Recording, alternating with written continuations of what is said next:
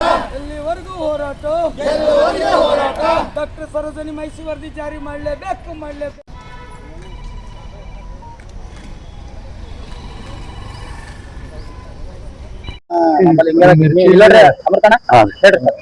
ಇಂದು ವೀರ ಕನ್ನಡಿಗರ ಸೇನೆ ವತಿಯಿಂದ ಮಾನ್ಯ ಕಲಬುರಗಿ ಜಿಲ್ಲಾಧಿಕಾರಿಗಳ ಕಚೇರಿಗಳಿಗೆ ಬೃಹತ್ ಪ್ರತಿಭಟನೆ ಮಾಡಿ ಹಲವಾರು ಬೇಡಿಕೆ ಇಟ್ಟುಕೊಂಡು ಮಾನ್ಯ ಮುಖ್ಯಮಂತ್ರಿಗಳಿಗೆ ಮನವಿ ಕೊಡ್ತಾ ಇದ್ದೀವಿ.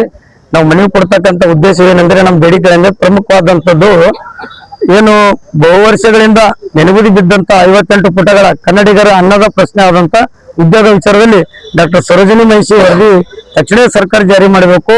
ಎರಡನೇದಾಗಿ ಅಂತಾರಾಷ್ಟ್ರೀಯ ಕ್ರೀಡಾಂಗಣವನ್ನ ನಮ್ಮ ಕಲ್ಯಾಣ ಕರ್ನಾಟಕ ಕೇಂದ್ರ ಬಿಂದುವಾದಂತ ಕಲಬುರಗಿಯಲ್ಲಿ ನಿರ್ಮಾಣ ಮಾಡ್ಬೇಕಂತೇಳಿ, ಯಾಕಂದ್ರೆ ಇಲ್ಲಿನ ಕ್ರೀಡಾಪಟುಗಳಿಗೆ ಕ್ರಿಕೆಟ್ ಪ್ರೇಮಿಗಳಿಗೆ ಅನುಕೂಲ ಆಗ್ತಕ್ಕ ನಿಟ್ಟಿನಲ್ಲಿ ಅಂತಾರಾಷ್ಟ್ರೀಯ ಸ್ಟೇಡಿಯಂ ಕೂಡ ಇಲ್ಲಿ ಕ್ರೀಡಾಂಗಣ ನಮ್ಮ ಕಲಬುರಗಿ ಕಲಬುರಗಿ ನಗರದಲ್ಲಿ ಆಗ್ಬೇಕಂತೇಳಿ ಎರಡನೇ ಬೇಡಿಕೆ. ಮೂರನೇದೇನದ ಇವತ್ತು ಏನದ ವಿಮಾನ ನಿಲ್ದಾಣ ಬಂದ್ ಇವತ್ತು ಚಾಲ್ತಿಯಲ್ಲಿಲ್ಲ, ಯಾಕಂದ್ರೆ ಬಂದಾಗಿದೆ. ದಯಮಾಡಿ ಅದನ್ನ ಪುನರಾರಂಭಿಸಬೇಕಂತೇಳಿ ಕೂಡ ಒತ್ತಾಯಿಸ್ತಾ ಇದ್ದೀವಿ.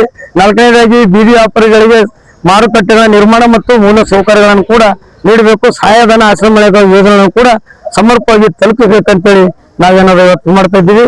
ಇನ್ನು ಐದನೇದು ಏನಿವತ್ತು ಸರ್ಕಾರದ ವಿವಿಧ ಇಲಾಖೆಗಳಲ್ಲಿ ಸುಮಾರು ಲಕ್ಷಾಂತರ ಅಂದ್ರೆ 2 ರಿಂದ 3 ಲಕ್ಷ ಏನು ಖಾಲಿ ಹುದ್ದೆ ಇದೆ, ಆ ನಿರುದ್ಯೋಗ ಸಮಸ್ಯೆ ಹೆಚ್ಚಾಗಿದೆ. ದಯಮಾಡಿ ಖಾಲಿ ಇರ್ತಕ್ಕಂಥ ಹುದ್ದೆಗಳನ್ನ ಸರ್ಕಾರ ಶೀಘ್ರವೇ ಭರ್ತಿ ಮಾಡಿಕೊಂಡು ನಮ್ಮ ಯುವಕರಿಗೆ ಉದ್ಯೋಗನ ನೀಡಲಿಕ್ಕೆ ಅನುಕೂಲ ಮಾಡ್ಕೊಳ್ಬೇಕಂತ ಕೂಡ ಬೇಡಿಕೆ ಇದು ಮಾಡ್ತಾ ಇದ್ದೀವಿ. ಹಾಗಾಗಿ ಸುಮಾರು ಇವತ್ತಿನ 6ನೇ ಬೇಡಿಕೆ ಏನಂದ್ರೆ ಇವತ್ತು ರಾಜ್ಯದಲ್ಲಿ ಇವತ್ತು ನಮ್ಮ ತಿಳುಮಟ್ಟಿಗೆ ಇಡೀ ಭಾರತ ದೇಶದಲ್ಲಿ ಆಗಿರ್ಬೋದು, ನಮ್ಮ ಕರ್ನಾಟಕದಲ್ಲಿ ಕೂಡ ಅದರಲ್ಲೂ ಕಲಬುರಗಿ ಜಿಲ್ಲೆಯಲ್ಲಿ ವಿಶೇಷವಾಗಿ ಏನಾದ್ರು ಇವತ್ತು ಸಮರ್ಪವಾಗಿ ಇವತ್ತು ಅಡಿಗೆ ಅನಿಲಗಳು ಅಂದ್ರೆ ಏನು ಗ್ಯಾಸ್ ಅಂತ ಹೇಳ್ತೀವಲ್ಲ, ಅವು ಇವತ್ತು 950 ಏನು ಸಿಗ್ತಕ್ಕಂಥ ದರ ಇದೆ.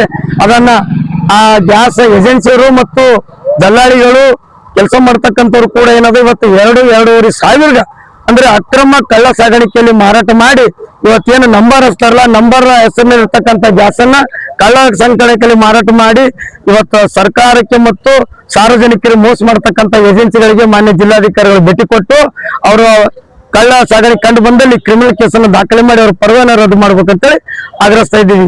ಇನ್ನೂ ಹಲವಾರು ಬೇಡಿಕೆಗಳಿವೆ, ದಯಮಾಡಿ ಮಾನ್ಯ ಮುಖ್ಯಮಂತ್ರಿಗಳು ಈಡೇರಿಸಬೇಕಂತ ಮನವಿ ಮಾಡ್ಕೊತಾ ಇದ್ದೀವಿ. ಅಮೃತ್ ಪಾಟೀಲ್ ಸಿರ್ನೂರು, ರಾಜ್ಯಾಧ್ಯಕ್ಷರು, ವೀರ ಕನ್ನಡ ಸೇನೆ.